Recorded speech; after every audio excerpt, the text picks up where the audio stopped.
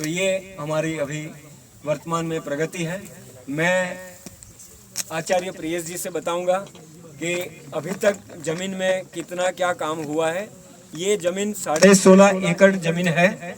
इसमें से 8 एकड़ जमीन का दस्तावेज यानी कि रजिस्ट्री हमारे नाम हो चुकी है, इसीलिए हमने कब्जा भी ले लिया है, यहाँ पर रहना शुरू कर दिया है। और आगे 8.5 एकड़ के लिए क्या हमें आवश्यकताएं रहेगी उसके विषय में श्री आचार्य प्रियेश जी हमारा मार्गदर्शन करेंगे। परमपिता परमात्मा की महती अनुकंपा से तथा आप लोगों के सहयोग से, आप लोगों की सद्भावना से बहुत कम समय में हम कुछ आगे बढ़ चुके हैं। जमीन के चयन करने के लिए भी कई महान पुरुषार्थ करते हुए ये उत्तम परिवेश को प्राप्त किए। एक साथ इतने बड़े जमीन और एकांत स्थान में बाधा रहित होके, और साबरमती नदी के किनारे गांव होना चाहिए, आस-पास में कैनाल नदी आदि होना चाहिए, व्यक्ति विशेष होना चाहिए। ये सारे जो दृष्टि रखते हुए गांधीनगर में हम चयन किए। जमीन चयन हो चुका है। फिर जमीन हमको क्रय करने के लिए सरकारी कार्य जो करना होता है वो भी बहुत लंबा चौड़ा होता है।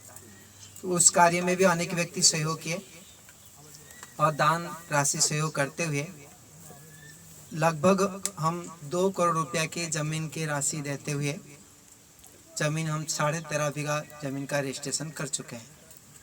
बहुत अच्छी। और आगे जो जमीन हमारे पास जो योजना में है, लगभग ये 16.5 एकड़ अर्थात 28 बीघा जमीन है। तो उसमें से 13.5 बीघा जमीन क्रय हो गया है। अभी आगे 2 किस्तें में हम जमीन को क्रय करने के विचार है, एक 7 बीघा, एक 7.5 बीघा। तो जो 7.5 बीघा एग्रीमेंट के हिसाब से शीघ्र टाइम है उसका, और 7 बीघा भी तत्काल में खरीदी करना है। इसके बाद में सब कुछ हम दिसंबर तक पूरा करने के निर्णय रखें, ऐसे विचार रख के आगे बढ़ रहे हैं।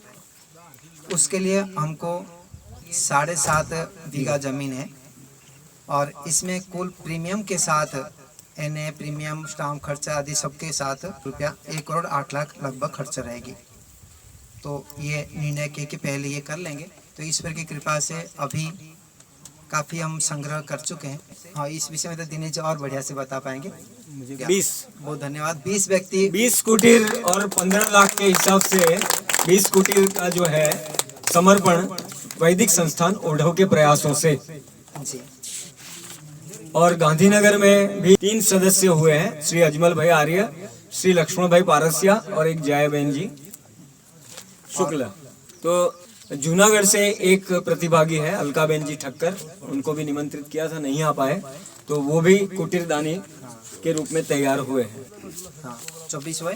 फिर 10 जो गुजरात से बाहर व्यक्ति है वो 10 व्यक्ति लगभग नामकरण आ चुका है, कुछ राशि दी है। 34 हुए। तो 34 व्यक्ति का ही मात्रा भी हुआ है। ठीक है, 90 लगभग हमारे योजना में प्लान में रखे हुए हैं। उसमें आगे दूसरा तो उसमें से कुछ भाग में किस्तें आकर हम देते हैं। एक साथ राशि देने के लिए हम निवेदन नहीं किए, जिसके जितने सामर्थ्य है तो उसी हिसाब से देते हैं। 2 साल तक हम सीमा रखते हैं कि शीघ्र दे दे। तो जो जितने दिए हैं उसी आधार पर क्रय करते हैं अभी जमीन आदि, फिर निर्माण कार्य तत्काल में शुरू कर लेंगे, ये विचार रखें। और दूसरा प्लॉट जो है जो 7 बीघे का है, जो रोड टच है, उसको खरीदने के लिए कुल बजट है 96 लाख है, उसका 97 लाख समझ लीजिए। 97 लाख और 7 बीघा जमीन, क्योंकि उसमें प्रीमियम अधिक भरना है, 4 गुना भरना है। तो कॉमर्शियल होने से कुछ यहाँ पर कुछ वैदिक वस्तु भंडार आदि भी हम रखेंगे, तो वो कॉमर्शियल कैटेगरी में चला जाएगा। तो उसके लिए भी 97 लाख की अपेक्षा उस प्लॉट के लिए रहेगी। तो बस सभी लोगों से निवेदन कि और अधिक से अधिक लोगों को जोड़ें अपने साथ। ये हमारा भावी कार्यक्रम ये है कि जमीन का हम क्रय कर लेवे, रजिस्टर करा लेवे। जिस दिन जमीन रजिस्टर हो जाती है तो 3 महीने के अंदर हम एक शिलान्यास का एक भव्य और दिव्य सत्संग के सहित कार्यक्रम रखने का आगामी हमारा कार्यक्रम रहेगा। तो चारों दिशा में प्रचार करके फिर शिलान्यास का भव्य कार्यक्रम रखना है, जिसमें अनेक सन्यासी विद्वान भी पधारेंगे और राजनेता आदि भी जो है प्रतिष्ठित बिजनेसमैन आदि अग्रणी लोग भी पधारेंगे। तो ये प्रेरणाएं स्वामी विवेकानंद जी की है। तो आगे और कुछ बताना चाहे तो प्रेरणा के दृष्टिकोण से मैं ये निवेदन करता हूँ, हम सभी व्यक्ति इसमें सदस्य बन सकते हैं और हम दूसरे व्यक्ति को भी सदस्य बना सकते हैं। केवल धन के दृष्टिकोण से इसका मापदंड नहीं है। हाँ, धन के दृष्टिकोण से हम तो 1 लाख से अधिक रखें जो हमारे देने के सामर्थ्य रखते हैं। 1 लाख से सदस्यता प्रारंभ हो जाता है और 51 लाख तक हमने व्यवस्था रखें। जो धन और अपने श्रद्धा समर्पण है, उसी आधार पर हम उनको पदवी भी देंगे, संस्था में स्थान देंगे, उनका अधिकार और अधिक पुण्य अर्जन करने का अवसर देंगे और सुविधाएं भी अधिक रहेगी। इस प्रकार से विचार रखें।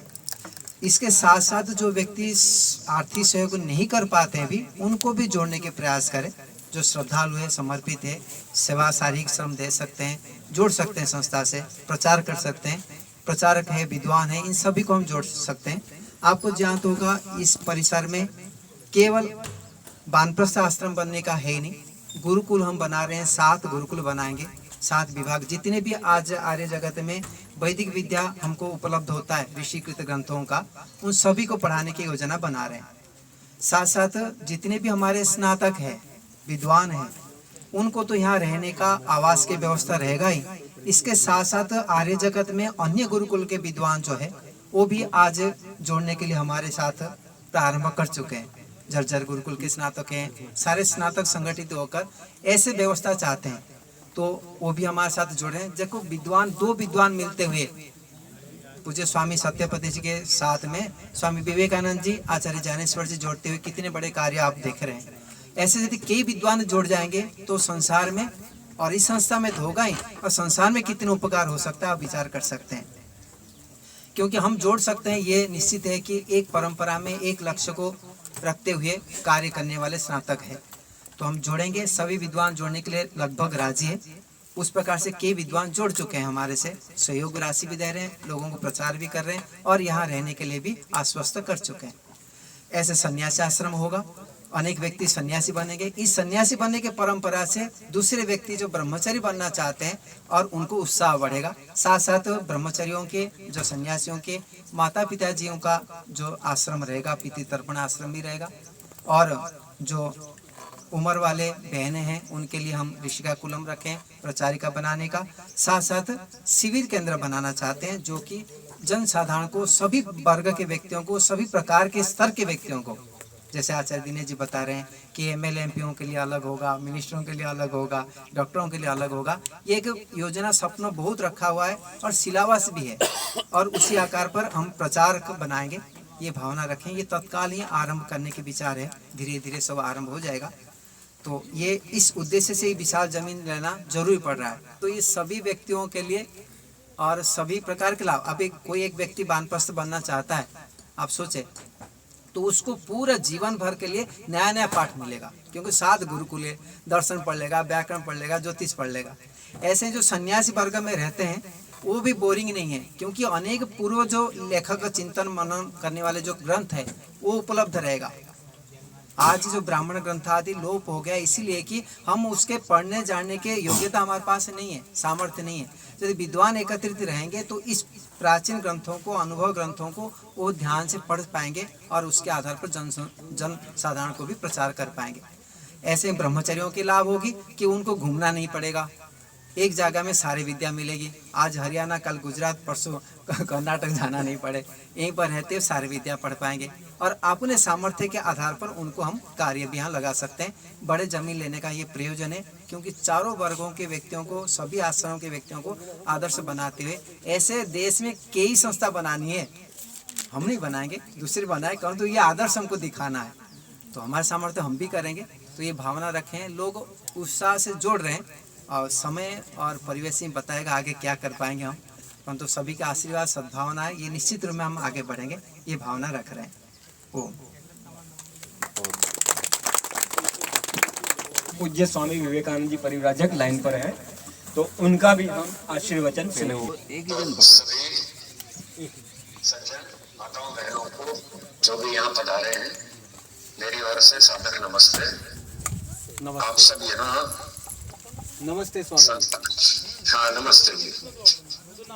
आप सब लोग यहाँ संस्थान में पधारे, आप सबका स्वागत है। एक दूसरे का परिचय हो जाए, स्थान देख लें और जलवायु अनुकूलता आदि बहुत सारी चीजें आपने देखी होंगी और भी अच्छी प्रकार से उसका अध्ययन करें। सब मिलजुल करके रहें, एक दूसरे के साथ प्रेम से संगठित होकर भविष्य की योजना बनाएं। तो ये बहुत ही उत्साह और प्रसन्नता की बात है। एक जैसे विचार के लोग, आस्तिक लोग, ईश्वर विश्वासी, वैदिक धर्मी, वेदों और ऋषियों पर श्रद्धा रखने वाले, इस प्रकार के गुणकर्म स्वभाव वाले लोग जब संगठित होकर रहेंगे तो परस्पर आनंद होगा, हमारी सबकी उन्नति होगी और हम अपने मनुष्य जीवन के उद्देश्य को सार्थक बनाएंगे।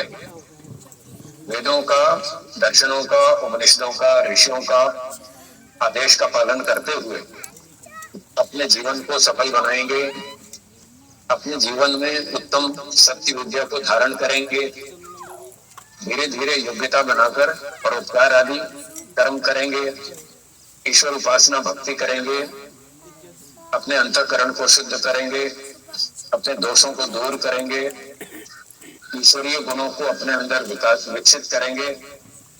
इन सारी शुद्ध भावनाओं के साथ आप सब यहाँ इस संस्थान में सम्मिलित हो रहे हैं। मेरी ओर से आप सबको बहुत बहुत शुभकामनाएं हैं और आशीर्वाद भी है कि आप सब लोग मिलकर इस कार्य को सफल बनाएंगे और अपने जीवन को भी सफल बनाएंगे। इन्हीं शब्दों के साथ विराम देता हूँ। सबको बहुत बहुत धन्यवाद, सबको नमस्ते जी। स्वामी जी, आशीर्वाद और उत्तम प्रेरणाओं के लिए आपका बहुत बहुत धन्यवाद। जो बोले सो भय। तो पूज्य स्वामी ब्रह्मविदानंद जी के मुखों से हम कुछ आशीर्वचन सुनकर के आगे कार्यक्रम में आगे बढ़ेंगे। दर्शन योग महाविद्यालय के आप आचार्य हैं। आपने मेरठ गुरुकुल से व्याकरणाचार्य का अध्ययन किया।